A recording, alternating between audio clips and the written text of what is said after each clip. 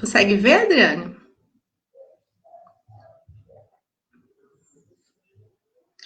Bom, então, boa noite a todos e a todas, né? Eu sou André Vicente, estamos aqui para mais uma live da revista M, né? Junto comigo está a Adriane Piovesan, né? E a Renata, que está junto com a gente, vai nos ajudar com as questões que vêm lá do Facebook, né? Hoje nós temos a nossa convidada a Flávia Medeiros, né? Professora de Antropologia da Universidade Federal de Santa Catarina. A Flávia, ela é doutora e mestre em antropologia pela Universidade Federal Fluminense. Ela também realizou o mestrado sanduíche na Universidade de Buenos Aires e, durante o doutorado, fez um período sanduíche na Universidade da Califórnia, né? A Flávia, ela integra um grupo de estudos e pesquisa em antropologia do direito e também o Núcleo Fluminense de Estudos e Pesquisas, né? E os temas de interesse de pesquisa dela são burocracias, conflitos, política, segurança pública e mortos. Então, a Flávia vai falar um pouquinho para a gente agora sobre gestão de mortes e controle social. E logo depois da fala dela, a gente vai ter uma conversa em que a gente convida todo mundo que está participando, né, a enviarem as perguntas para a gente poder fazer para a Flávia. Então, Flávia, seja bem-vinda, né, fique à vontade para fazer suas considerações. Olá, boa noite. Bem, muito obrigada. Primeiro eu quero agradecer a André e a Adriane, né, e a revista M, né, para realizar essa live. Essa é uma publicação acadêmica que eu sou leitora, né, dos artigos e dos dossiês.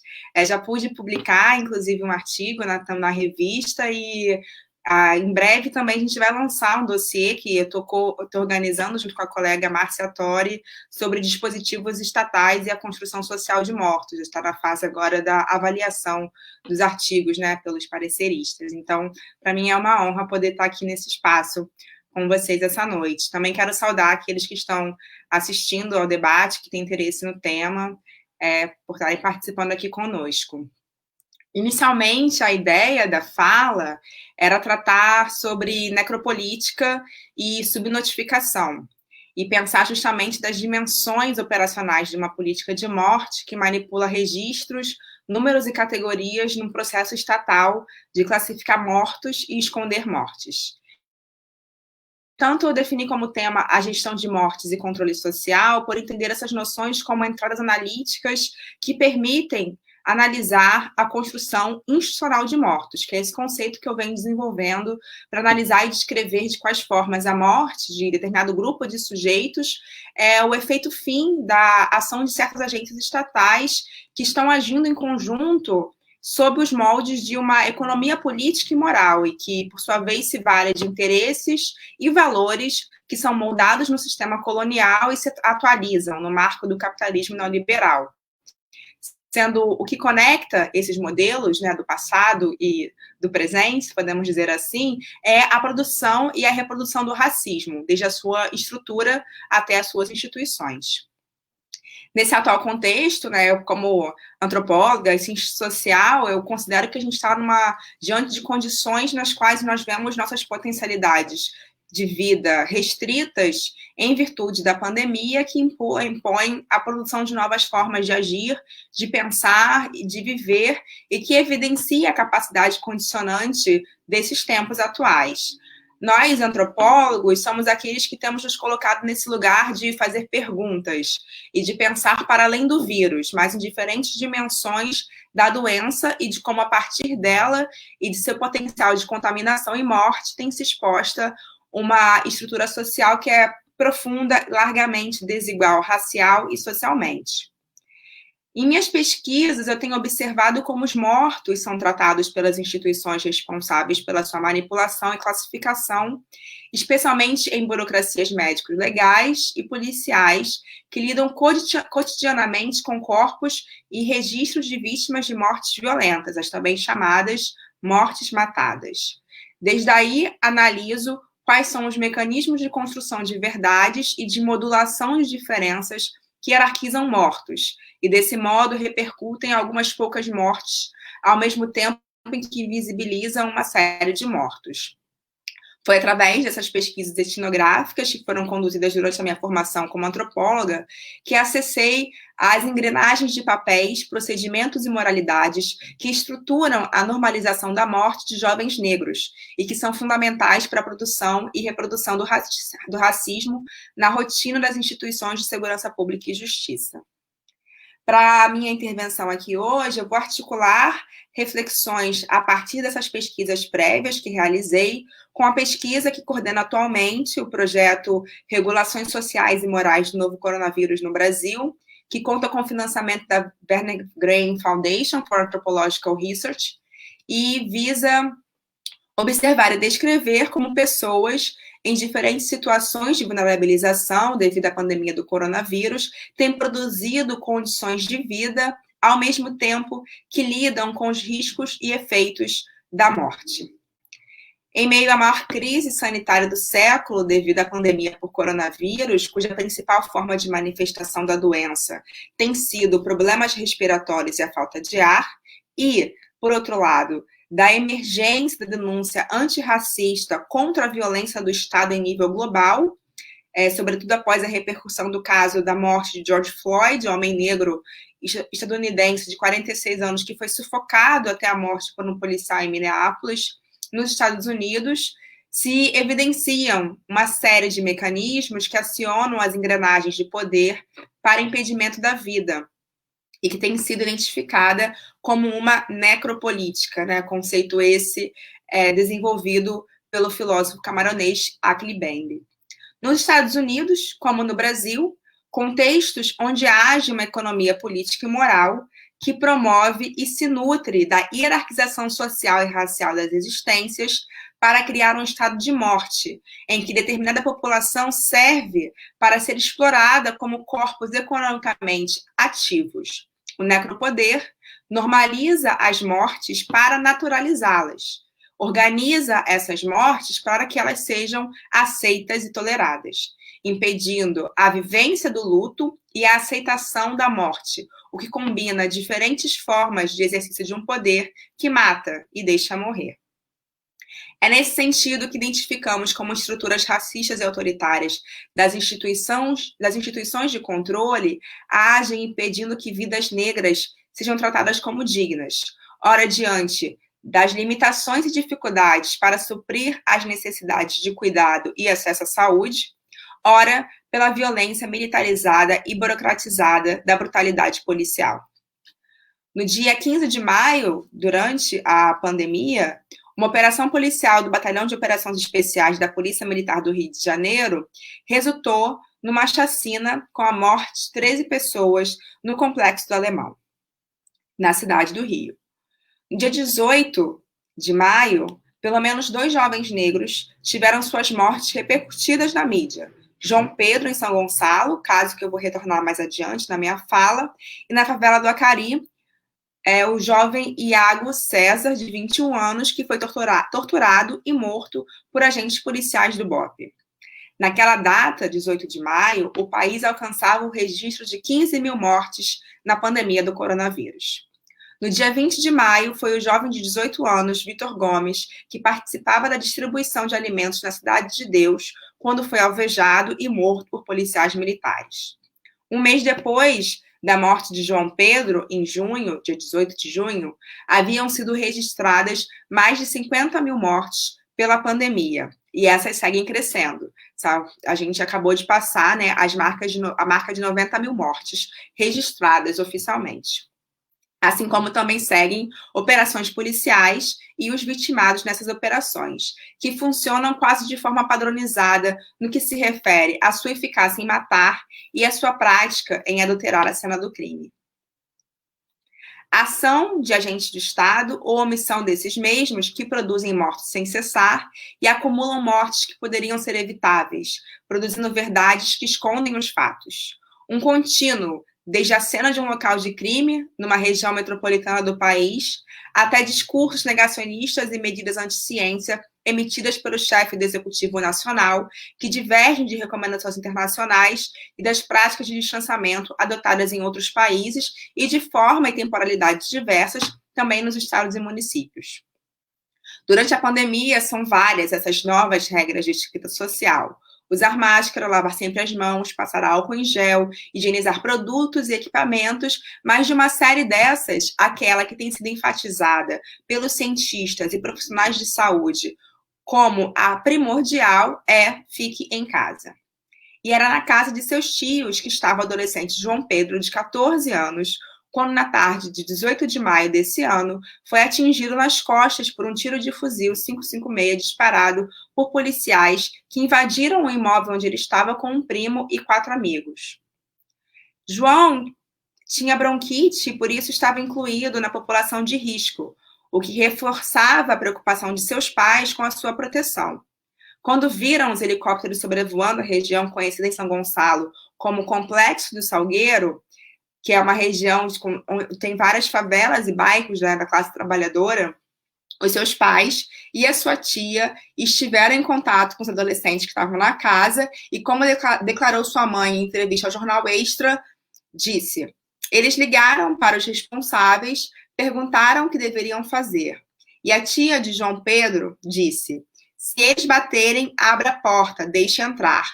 Não tem problema nenhum, vocês estão dentro de casa. E a mãe de João Pedro completou: nós achávamos que os policiais iriam protegê-los. Ao ouvir o barulho do helicóptero se aproximando, os jovens saíram correndo da área externa, onde estavam se divertindo, e se abrigaram dentro de casa.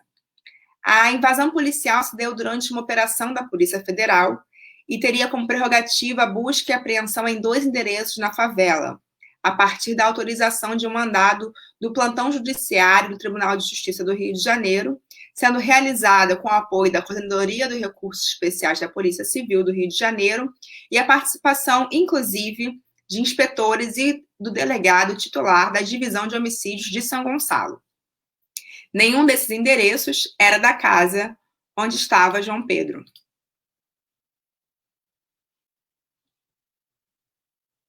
Só um minutinho.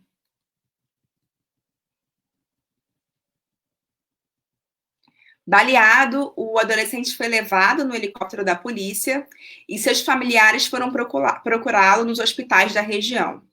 Por volta das 9h30 da noite, via rede social Twitter, diante do desespero de saber onde estava João Pedro, um de seus primos tuitou sobre o ocorrido e compartilhou uma foto do rosto do adolescente, exclamando por ajuda para encontrar o corpo, porque até aquele momento a família não tinha notícias sobre o paradeiro do jovem.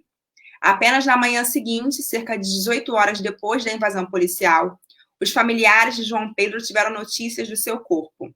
Ele estava no Polo Regional de Polícia Técnico-Científica do Colubandê, em São Gonçalo, onde foi submetido ao exame necroscópico efetuado pelo IML. Ambos órgãos da mesma Polícia Civil, da qual são integrantes os policiais civis que participaram da operação da PF e que atiraram na casa, matando João Pedro. Ao invés de prestar socorro, como usual, os policiais não só atiraram, como alteraram a cena do crime e sequestraram o corpo por horas até retornar para São Gonçalo. A repercussão do caso e os desdobramentos da morte de João Pedro, que foi enterrado no dia seguinte, inicialmente ocupou espaço na mídia e nas redes sociais, e que lembrou aqueles que não vivem em regiões onde ocorrem operações policiais e que tampouco estavam atentos ao aumento de tais ações letais durante os primeiros meses da pandemia, que atividades estatais que resultam em mortes por meio de execuções sumárias continuam a operar, seguindo como parte da realidade social e da vida cotidiana daqueles que habitam favelas, periferias e subúrbios das regiões metropolitanas do país. No caso de João Pedro, o trabalho conduzido pelo jornalista Rafael Soares, que tem divulgado informações sobre a operação e a investigação ainda em andamento, tem explicitado uma série de práticas convencionais nas operações policiais e nas investigações de mortes de jovens negros moradores de favela. Como resultado, além da morte do adolescente, a operação logrou a mera apreensão pela Polícia Federal de 2 contas de gás, um celular e um automóvel. Os elementos da investigação, que é conduzida em inquérito policial pela DH, Niterói, São Gonçalo e Itaboraí, incluem a alteração de local de crime, contradição, omissão de informações e alteração de depoimentos por parte dos policiais civis investigados, retenção de evidência por parte dos suspeitos, interferência direta na produção de provas técnico-científicas, incluindo, como eu já mencionei, a participação do diretor da DH na operação policial que vitimou fatalmente João Pedro e na direção do inquérito da sua investigação. A forma como a morte de João Pedro tem sido investigada explicita uma das problemáticas fundamentais na elucidação e produção de verdade em casos de homicídio, especialmente, mas não apenas, naqueles de jovens negros provocados em operações policiais. A falta de autonomia e de independência na condução de investigação e de produções de provas. Eu tenho trabalhado sobre essa questão e recentemente prestei uma consultoria junto ao Núcleo Monitora CNV do Instituto Vladimir Herzog, justamente para a elaboração de um relatório intitulado Políticas Públicas de Perícia Criminal na Garantia dos Direitos Humanos.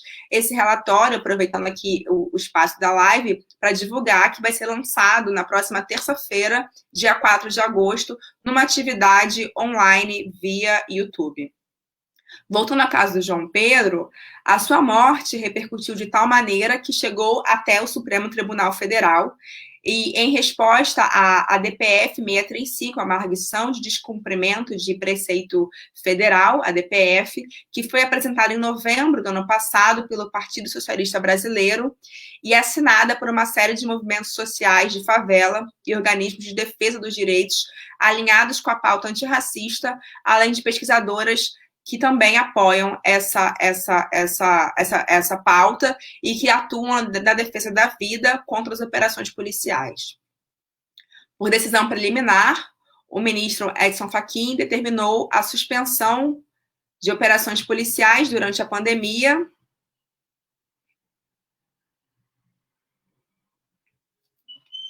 e, aspas, salvo em hipóteses absolutamente excepcionais que devem ser devidamente justificadas por escrito pela autoridade competente, com a comunicação imediata ao Ministério Público do Rio de Janeiro, responsável pelo controle externo da atividade policial, fecha aspas.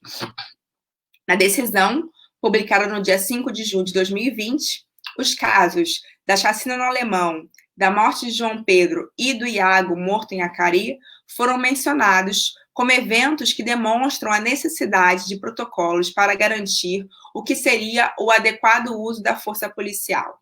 Entretanto, o próprio governo do Estado, liderado por uma autoridade que, depois de eleita, afirmou que policiais deveriam mirar na cabecinha para atirar contra suspeitos, logo após a divulgação da decisão, anunciou que não há como suspender operações. E já no dia seguinte à decisão do STF, a Polícia Militar promoveu uma operação policial no Complexo do Alemão. No dia 12 de junho, uma nova operação da PM foi realizada na região onde vivia João Pedro, no Complexo do Salgueiro. Uma série de pontos são levantados sobre as irregularidades e práticas brutais que produzem alta taxa de letalidade da polícia no Rio, e que é direcionada contra as favelas, atingindo diretamente a vida de crianças, adolescentes e jovens negros que são assassinados por agentes do Estado. Crianças e jovens que deixam pais e mães negras órfãos de seus filhos. A discussão dessa DPF segue no Supremo Tribunal Federal e, até o momento, 4 ministros votaram favorável. Desde o 5 de junho, 18 dias depois da morte de João Pedro, quando o ministro Fachin concedeu a liminar, que determinou a suspensão das operações, o grupo de pesquisa da UF, do Departamento do Programa de Sociologia, GENI, junto com o Fogo Cruzado, que é um observatório, né, dos tiroteios e das operações policiais no Rio de Janeiro tem observado efeitos temporários e imediatos dessa conquista, como a redução dos tiroteios e mortes em mais de 70% no período. Essa conquista, né, é fruto, sobretudo, da luta das mulheres, mães e familiares de vítimas e do movimento de favelas, que segue para que essa conquista seja definitiva em defesa da vida e por justiça para os mortos, vítimas do racismo institucional e da brutalidade policial. Então, esses movimentos têm atuado justamente para que outras mortes, tais como aquelas que ocorreram com seus familiares e com seus filhos, não se repitam, né? Somada às dificuldades impostas pelo isolamento social e pelos riscos da doença do novo coronavírus em vários desses territórios, as forças estatais seguem mobilizando operações policiais que atingem a vida dos que habitam, né, as favelas, vitimando, sobretudo, jovens negros. Operações policiais cujos resultados principais são o impedimento da vida e a produção de mortos, aprofundando os efeitos das desigualdades raciais que estruturam a sociedade brasileira e que se reproduzem por meio de ações e omissões dos agentes responsáveis pelas instituições de Estado. Nesse sentido, né, nessa forma como a gente analisa aqui, a morte não é algo apenas conceitual, nem mesmo um tratamento filosófico ou algo a se refletir sobre, mas uma dimensão que se traduz na situação prática e material de se viver sob o risco e ou conviver com a ausência de alguém. Risco esse que ele é duplo, como negrita uma frase acionada por militantes do movimento de favelas, quando questionados sobre a organização de atos antirracistas, né, nesse levante global, que ainda hoje perdura nos Estados Unidos, particularmente em Oregon, né, em Portland, mas no caso brasileiro, que aconteceram vários atos no começo de junho desse ano, e quando foram questionados sobre estar fazendo esses atos, a resposta, né, de fazer atos durante a pandemia foi dizer morrer de tiro ou morrer de vírus. Né? Então, justamente demonstrando que ficar em casa para essa população, para essas pessoas, não era uma opção, né? E ainda aí agregaria mais uma outra dimensão, né? Morrer de tiro, morrer de vírus ou morrer de fome. Né? Então, um pouco também no que tem sido também observado nesse sentido, né? Da falta de acesso a bens materiais, da necessidade dessas pessoas de se expuserem, né, se exporem, melhor dizendo, ao risco da contaminação, porque precisam trabalhar, porque precisam produzir para garantir a subsistência básica, que não é garantida por políticas públicas. Então, estamos, né, nesse contexto, né, na minha perspectiva, diante, mas também em meio a uma distribuição desigual da morte, que atinge a todos enquanto humanos, mas não a todos humanos da mesma maneira. Pelo tiro de fuzil ou pela Covid-19, como tem sido demonstrado desde diferentes contextos, são as pessoas negras aquelas mais vulnerabilizadas. E ainda as que convivem com a morte brutal de um ente e que, devido às restrições impostas no atual contexto, vem também tal ausência se reforçar duplamente. A ausência de alguém que morreu e a ausência desse morto.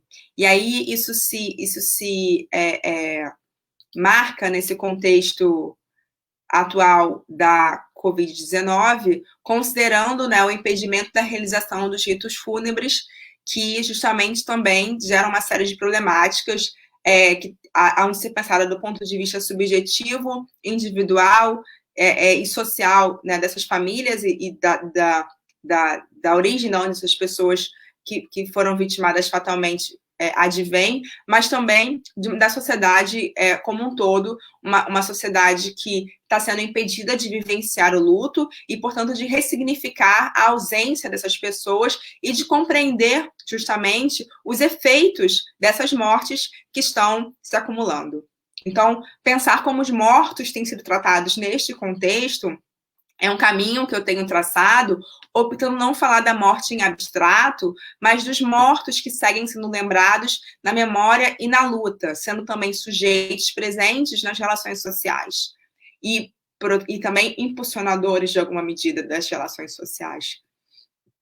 E assim como os inúmeros mortos ao longo dos anos por ações violentas, cabe a gente questionar sobre esse quadro de dados estatísticos da pandemia, esse jogo de números e categorias que, por meio de registros, produz uma certa visibilidade quantitativa, mas reproduz a invisibilidade subjetiva.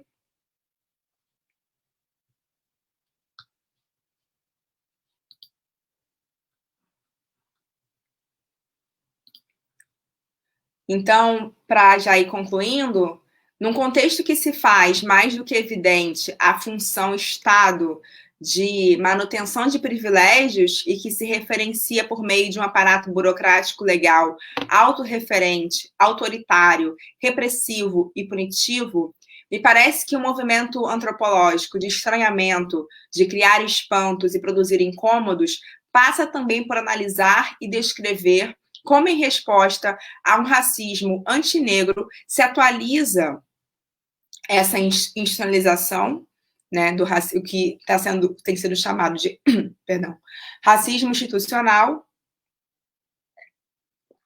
e pensar como essas pessoas que são alvo dessa prática se colocam diante dessa estrutura de poder, criando, por um lado, formas autônomas de gestão, apesar do Estado, que é contra elas e os seus descendentes, mas também nas brechas e por meio dessa estrutura, como é o caso da DPF 635, mobilizando verticalmente por dentro do Estado as suas demandas contra o Estado, um tipo sofisticado de construção política que é liderado por mulheres negras e feito com vários aliados, incluindo aí atores institucionais. E como diversas pesquisas têm demonstrado, pesquisas que fizeram seu trabalho junto ao movimento de mães familiares, especialmente eu destaco no Rio de Janeiro, os trabalhos de Luciane Rocha, Adriana Viana, Juliana Farias, entre outras tantas pesquisadoras, só tem sido possível no protagonismo dessas mulheres e na organização e mobilização contínua de demandas, na ação coletiva da luta e no acolhimento de emoções e compartilhamento de afetos, e além da canalização dos sentimentos que estão produzindo ações e processos de constrangimento a esses excessos brutais do racismo institucional. Então, entre esse modelo de poder que há, né, e da necropolítica estatal no cotidiano, o momento específico da pandemia que estamos vivendo evidencia a operação e alargamento de um modelo econômico que mata e que faz com que riquezas se acumulem aos mais ricos diante do interesse do mercado nas mortes e na vulnerabilização das vidas que podem ser ditas produtivas. A noção de guerra, né, que foi mais uma vez manipulada, dessa vez para operar a naturalização dessas mortes, né, falando-se do tipo de combate que deveria ser realizado em relação ao vírus, se utiliza, isso a gente já observou, eu observei isso na minha tese de doutorado, em relação também ao uso da noção de guerra para falar da política de drogas e da política de segurança pública, ela é mais uma vez atualizada justamente, né, para manipular e operar, né, essa naturalização da morte, porque é nos limites dos enquadramentos de uma guerra que, como analisa Butler, certas vidas podem ser eliminadas em detrimento de outras. Essas diferentes formas de pôr em prática práticas de uma política de morte que visa necessariamente aqueles que ocupam um lugar representado como eliminável, e como busquei enfatizar, seja pela ação ou omissão, podem ser exterminados. Se há mortes violentas que são classificadas como matadas, essas mortes que seriam classificadas como naturais, em virtude de serem provocadas por uma doença que atinge o organismo humano, também são violentas. E atingem, como pesquisas que têm sido produzidas nesse momento, demonstrado, inclusive de ontem para hoje, né, saiu um resultado produzida por colegas da enfermagem sobre a letalidade de mulheres grávidas. Em todas essas pesquisas tem se demonstrado como majoritariamente a população negra e pobre essa que ao longo do processo histórico e social foi sendo considerada de várias maneiras como menos humana, menos cidadã, menos trabalhadora, menos digna e, portanto, desprovida, né, de uma série de compreensões e de significados que façam com que ela seja reconhecida como merecedora de uma vida. Então, são, de certa maneira, essas pessoas que, mais uma vez, estão socialmente mais expostas ao vírus, pois são aquelas que precisam sair de casa para trabalhar, são as que mais usam o transporte público, são as que mais precisam do Sistema Único de Saúde, são as que têm sido as maiores vítimas de comorbidades letais e são aquelas tratadas como mais resistentes fisicamente, inclusive. Tudo, né, que se combina transversal e de forma interseccional também, a partir do racismo que organiza a sociedade brasileira e que se vale, né, dessa que eu tenho enfatizado como economia política e moral que não se racializa como branca, mas que produz mortes físicas e simbólicas de pessoas negras, matando certas pessoas ainda em vida, pois dessa perspectiva que se projeta como hierarquicamente superior, essas vidas estão sob enquadramento como já mortas, porque só assim, desconsiderando essas vidas na sua potência de existir, é que se pode controlá-las pelo poder da morte. Obrigada. Por enquanto é isso. Fico aqui para ouvir e seguir com os comentários e as perguntas. Obrigada, Flávia, por essa tua fala poderosa, assim, né, no sentido de ajudar a gente a compreender, né, como é que esse universo, esse momento tão difícil que a gente está vivendo agora no Brasil, né, passando dessas 90 mil mortes, assim, que estão nas estatísticas, né, elas apenas reforçam algo que já vem acontecendo, né, há séculos na trajetória do nosso país, né? Então não é nenhuma, infelizmente, né, e a tua fala deixa isso muito claro, né, que esse número e essa quantidade de pessoas que se perde, né, são vidas específicas, mas que não são vistas, né, como vidas, né, mas que são vistas apenas como números e como quadros, né? Então, acho que a tua fala tem esse poder de evidenciar para a gente essa recorrência do processo, né? E é especial, é importante que a gente tenha essa noção, né? De que a gente visualize isso, né? Então, é muito forte, né? Traz um sentido, assim, de compreensão do processo, né? Antes, né, de ouvir a tua fala, eu tinha preparado uma questão para você e eu acho que eu posso fazê-la, embora você tenha começado a encaminhar a resposta agora no final, né? Mas eu queria que você falasse um pouco mais sobre a questão da subnotificação, né? Então, eu li lá o teu texto sobre discursos e práticas da brutalidade policial, um ensaio interseccional e etnográfico que você publicou no ano passado, né? Nesse texto, você descreve o cotidiano da sua pesquisa entre policiais da Divisão de Homicídios da Polícia do Rio de Janeiro, né? Através da análise da sua presença como mulher negra entre os policiais, você faz uma reflexão a respeito de como os sujeitos que são objetos das ações dos policiais podem ser estruturalmente ali vistos como subalternos, né? Posto que, nas suas palavras, eles são racializados, vulnerabilizados e precarizados pelos sistemas econômicos, políticos e sociais, né? Então, acho que você podia comentar um pouco mais esse aspecto da política de morte empreendida pelos agentes do Estado, com base nos dados de que os que mais morrem vítimas de crimes violentos, como você deixou muito claro na tua fala, são jovens, negros e pobres, né? Só que aí eu queria articular um pouco mais com esse momento da pandemia, né? Porque eu também penso que pode ser uma oportunidade importante esse canal que a gente tem aqui, né? Para pensar essa ineficácia do Estado em atender os doentes dessa pandemia, né? Sobretudo aqueles que mais precisam dos serviços públicos de saúde. O que a gente sabe é que as pessoas não têm conseguido acesso a respiradores, mesmo com ordem judicial, né? As pessoas não têm conseguido, e quando elas têm acesso, muitas vezes elas não resistem, né? E aí a gente tem uma multidão de pessoas que não têm acesso ao tratamento. Alguns morrem até em casa sem nem conseguir chegar ao hospital, né? E esses números não estão sendo contabilizados, né? Ou seja, há uma estimativa a partir dos dados do registro civil de um grande número de mortes subnotificadas. Você tem dados assim, ou você conhece alguma pesquisa que está sendo feita agora, né, no calor dos acontecimentos assim, se essas mortes também obedecem, né, efetivamente a esses mesmos marcadores? Né? Você tem mais dados para falar para a gente a respeito disso?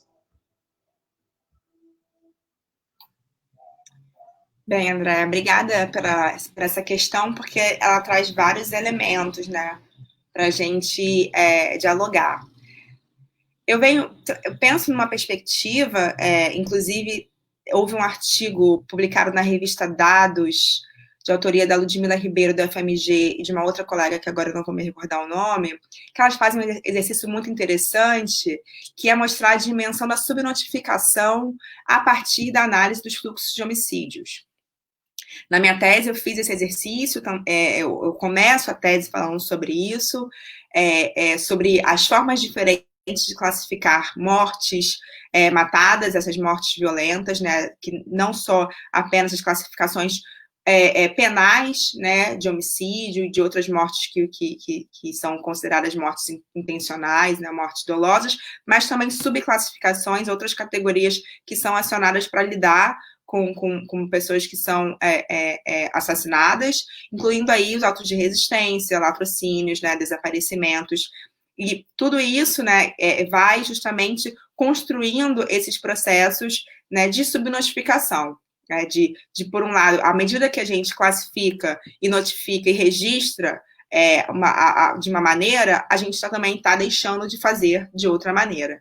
E nós, pesquisadores das ciências sociais que trabalhamos no campo da segurança pública, né, já identificamos há muito tempo que essas mortes, que são mortes violentas, elas são altamente subnotificadas. Tem uma pesquisa do IPEA, coordenada pelo professor Daniel Cerqueira, que mostra que no Brasil, cerca, né, pelos estudos que eles fizeram, inclusive analisando, contrastando os dados dos sistemas de justiça com os dados do DataSUS, do sistema de saúde, demonstram ser que cerca de 50% dos homicídios no Brasil são subnotificados. Então, quando a gente trabalha, né, nessa dimensão de olhar o cotidiano das práticas e de ter certa referência, os dados quantitativos como quadros mais gerais daquilo que a gente está ali microscopicamente olhando, a gente já tem muito essa noção de que os registros são subnotificados. Porque a gente está justamente vendo o cotidiano de cada caso que é classificado e como é classificado e como deixa de ser. Então, no começo, né, da pandemia, e nesse processo, quando várias pessoas vinham me perguntar isso, porque está subnotificado, está subnotificado, eu dizia, e agora acho que isso está, né, evidenciado, é óbvio que vai ter subnotificação.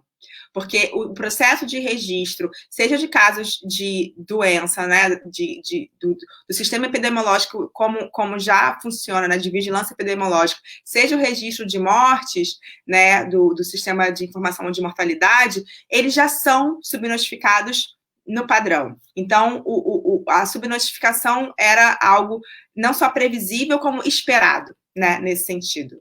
E o que a gente ainda se agravou, né, no nosso caso, eu acho que isso é muito importante a gente discutir, pela falta de uma organização, né, de políticas públicas que já considerassem a forma como o sistema no Brasil, especialmente o SUS, o Sistema Único de Saúde, ele é organizado.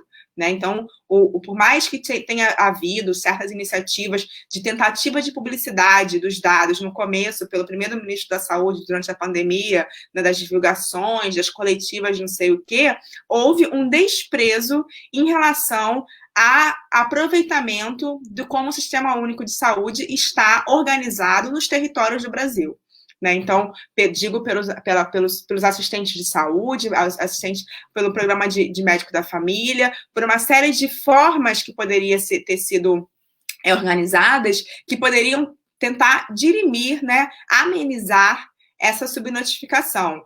E então, essa falta de consideração, né, de levar a sério como o sistema já era organizado, né, e obviamente a gente também sabe, assim como nas universidades estamos vivendo isso, na saúde também isso se coloca, né, como essa falta de acionar esses sistemas que já existem tem a ver com a vontade de desmontar esses sistemas no seu funcionamento, né? Então a gente viu, o que a gente está vendo hoje é justamente efeito disso, né? De uma descredibilização, de uma falta de vontade de fazer com que as coisas funcionem. E aí tem uma referência, bem, nesse processo várias coisas têm acontecido, mas teve um trabalho que foram dois colegas que publicaram o Fábio Malart e o Fábio Araújo, que foi sair no Le Monde Diplomatique, inclusive, que foi uma entrevista que eles fizeram com agentes de saúde numa favela no Rio de Janeiro. E o que eles identificaram era que os médicos daquela unidade básica de saúde criaram um sistema de classificação e de registro daquelas mortes próprio, porque eles estavam identificando que, apesar de eles classificarem, de registrarem um paciente com coronavírus ou um óbito por Covid, quando chegava no resultado, depois que era filtrado, né, porque o médico faz o registro no sistema, passa por uma vigilância epidemiológica na Secretaria de Saúde Municipal Estadual, e depois que finalmente esse dado vira o dado nacional. Eles perceberam que estava havendo uma produção de subnotificação nesse processo. E aí sugiro que quem tiver interesse procure essa entrevista deles, né, tá na Diplomatique, né, na online, que vai mostrar que, então, alguns profissionais de saúde criaram formas próprias, né, particulares, autônomas, de registrar esses dados, porque justamente começaram a ver que não havia um fluxo organizado para garantir que esses registros virassem notificações oficiais. E então, eu sei disso porque eu li o trabalho deles. E aí eu fico imaginando, né, imaginando mesmo, né, não estou fazendo pesquisa sobre isso no momento, o quanto que isso pode ter sido, pode estar acontecendo em uma série de casos no Brasil. Inclusive, quando a gente pensa nessa contraste entre os dados do sistema de saúde e os dados dos cartórios, que são esses registros civis, a gente está lidando com sistemas também de notificação, né? Porque a gente está falando do sistema de notificação, que o médico entra para poder registrar aquela morte como coronavírus, e no caso brasileiro a gente teve a mudança de sistema 2 vezes durante a pandemia, já, né, eles mudaram isso 2 vezes, e no caso do cartório, a gente está lidando com a declaração de óbito, que ela é assinada pelo médico e tem a sua fé pública ali, né, então é um tipo de produção de dado, de qualidade de dado,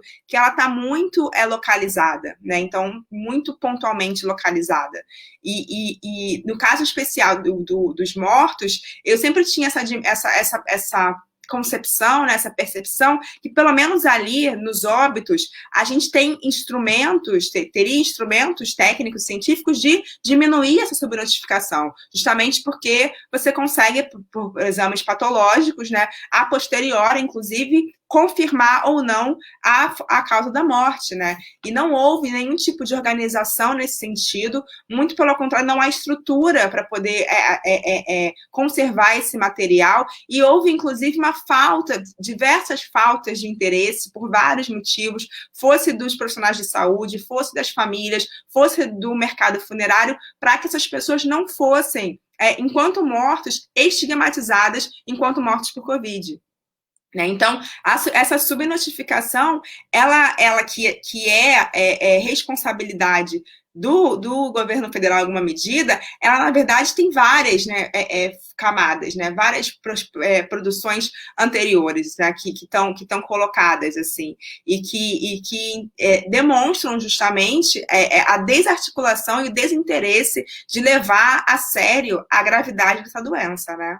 e de criar justamente essa sensação constante e contínua de caos, desorganização, de imprevisibilidade, porque é justamente aí, né, nesse espaço de não saber o que vai acontecer, que esse poder ele tem mais possibilidade de agir. Né? Se você mantém as pessoas inseguras, incertas, sem saber o que vai acontecer, você tem mais poder de coerção e de imposição, né, da sua força sobre as pessoas também.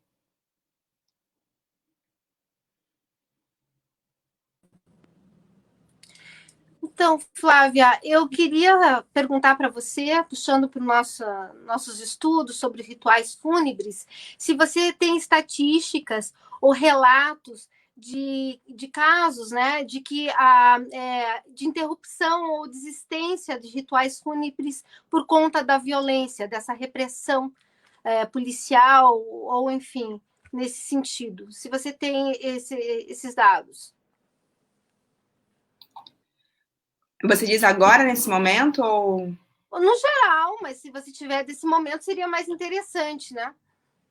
Sim, não, assim, das minhas pesquisas não tenho esses dados, mas de pesquisa de outros colegas, de relatos jornalísticos, sim, né? A gente tem várias situações de desrespeito, né, àqueles que estavam prestando as homenagens, porque eram pessoas ou suspeitas de crimes, né? Então, criminalizadas pelas suas práticas, pela sua origem social, né, por seu lugar de residência, situações onde pessoas eram, né, de fato, conhecidas por trabalharem no varejo de drogas e terem também os seus rituais fúnebres, o seu enterro, o seu velório impedido de se realizar, porque eram pessoas que trabalhavam no tráfico de drogas, e a polícia que promoveu a morte também impedia o luto dos familiares. Então, isso é algo que as pesquisas que atuam, né, nesse campo, nessa relação crime, favela e violência, um pouco tem sim relatado, né? Tem sido conhecido, né, de fato. Mas não só isso, eu acho que isso aparece também para além, para depois do momento do ritual funerário, né? Isso vai ser, né, um processo contínuo, né, e duradouro, muitas vezes, e sobre o qual, inclusive, a luta das mães e familiares também se organiza, de desmoralização, de culpabilização daquela pessoa que morreu, né? Não só no momento em si, ali do velório, do enterro, mas da imagem, da difamação da imagem da pessoa, né? De uso da imagem criminalizadora na mídia, né? De televisiva e também na mídia impressa, né? Dessa suspeição e desse tratamento, né, que muitas vezes é dado pelos operadores da polícia e do judiciário em relação às vítimas de violência policial, né, de classificar essas pessoas como bandidos, como criminosos, e por aí também fazer justamente esse processo de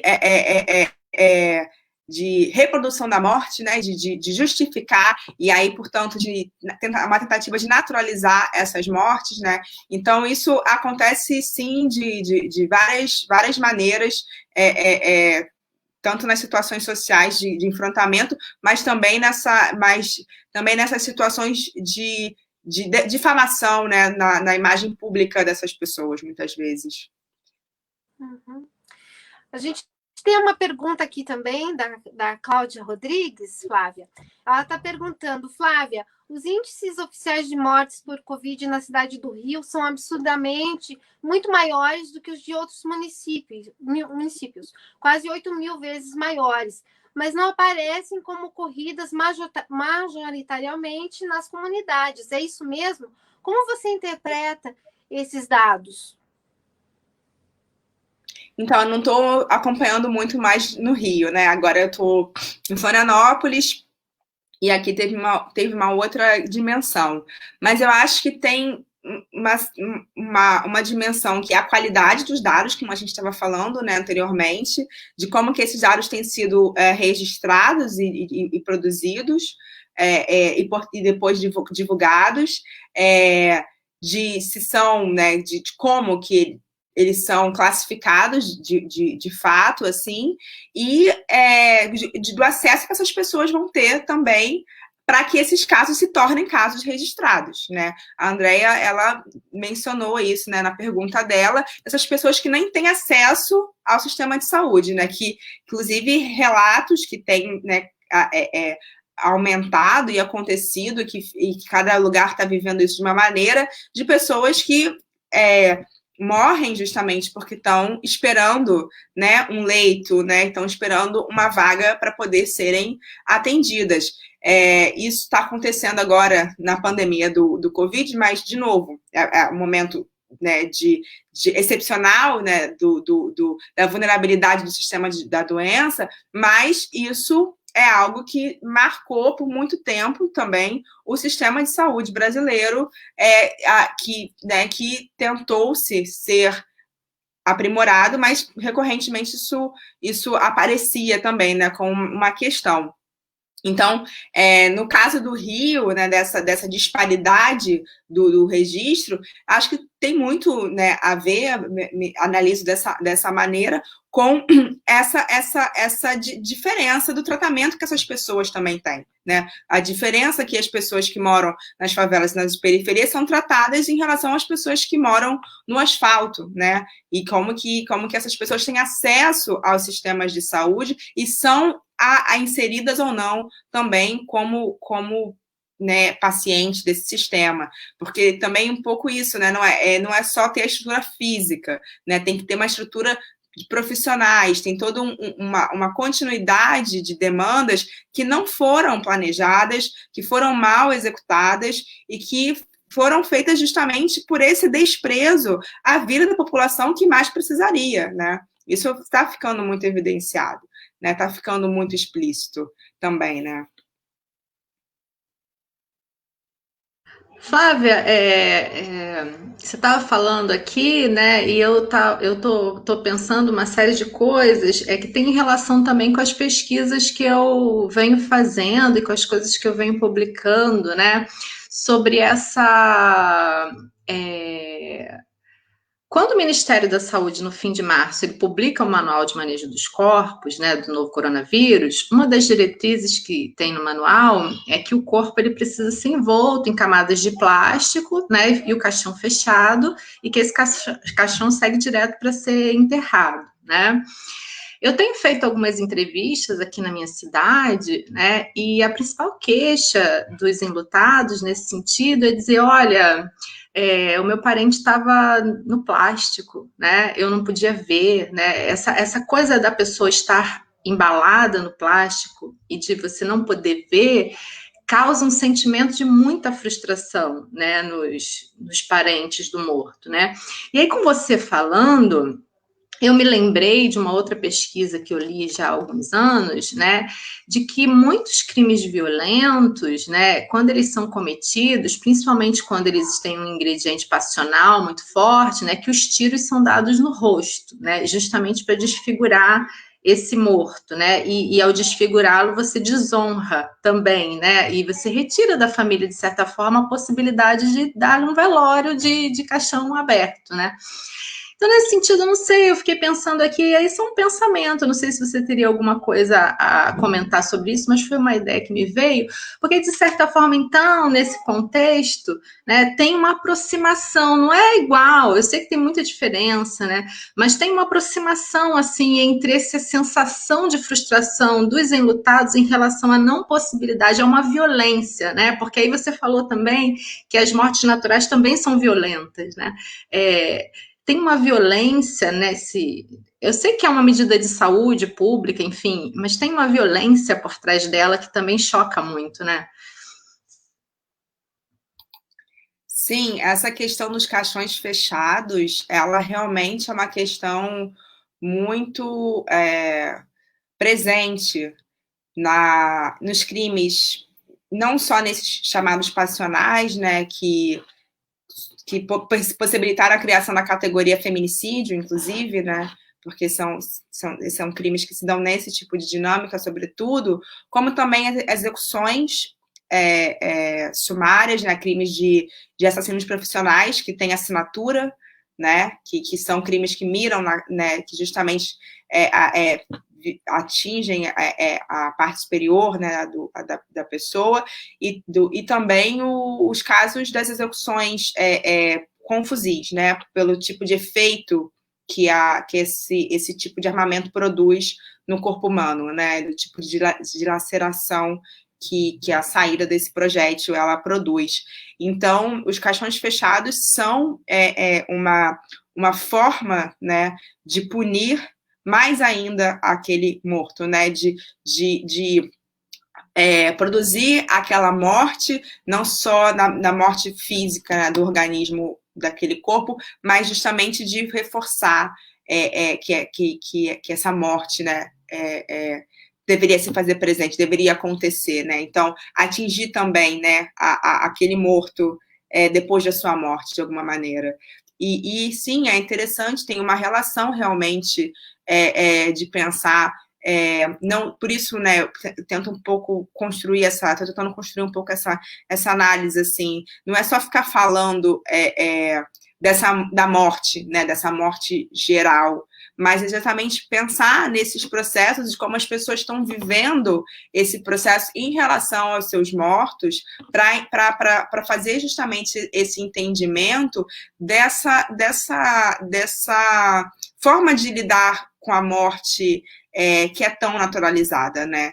Que é tão presente na dinâmica social brasileira, né? Da forma como as pessoas decidem realmente se relacionar. A gente vive num país que tem a maior quantidade de homicídios registrados no mundo.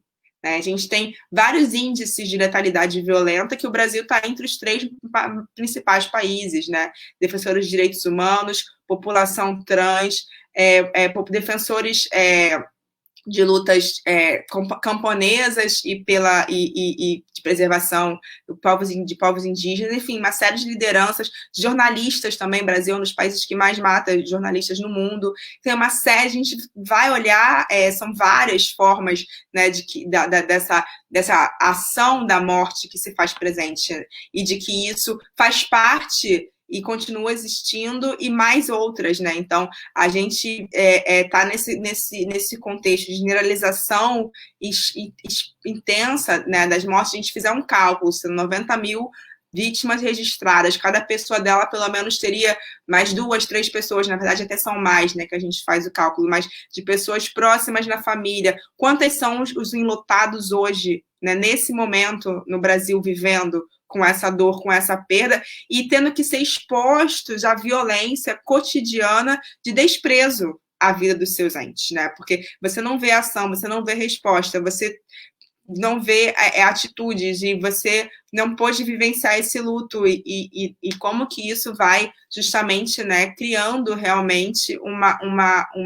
outras formas de violência, né, que não só essa violência que promoveu a morte. Por isso que eu falo dessa questão de ser também mortes violentas, porque elas também são resultado de uma ação, e de uma ação interessada, né? Não essa omissão que a gente vê, essa ineficácia que a gente vê no Estado, na verdade está baseada num plano de governo, numa forma de ação que tem fundamentos ideológicos muito explícitos, né?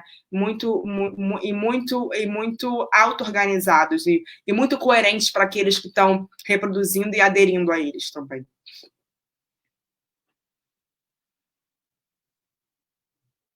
Bem, Flávia, a gente vai caminhando agora para o final, né? Eu queria muito te agradecer pela sua participação, né? Eu acho que a gente teve aqui um momento de uma discussão poderosa, assim, que revela, né, muitos detalhes, né, dessa violência cotidiana que todos nós estamos submetidos, mas que alguns sofrem mais, né, e estão mais submetidos que o outro. Eu acho que cada vez que a gente fala um pouco disso, né, a gente abre um pouco o campo para que mais pessoas percebam, né, que para as pessoas também comecem a criticar e atualizar a maneira de ver, né, mesmo para fora da academia. Enfim, acho esse espaço importante para isso.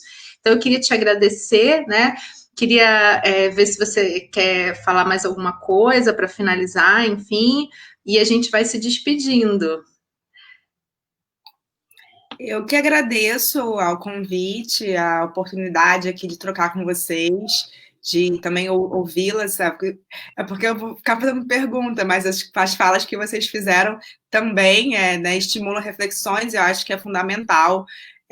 A gente, nesse momento de distanciamento né, e de isolamento, construir esses espaços e possibilitar justamente a troca né, o avanço das nossas pesquisas, ainda mais nós que trabalhamos com temas que são recorrentemente vistos como pesados, como negativos, né? E sempre é uma questão que se coloca muito de colegas que trabalham com outros temas né, em outras áreas de como vocês conseguem, né, como vocês lidam com isso, mas eu acho que está também ficando cada vez mais evidente né, a centralidade desse tema na discussão né, do campo de conhecimento como um todo, né, na antropologia, também assim, na história, a morte é um tema clássico, né, um tema que vem no nascimento da disciplina, mas que por um tempo se perdeu e que né, não diria que com o conceito de necropolítica propriamente, mas na atualidade, né, com alguns trabalhos e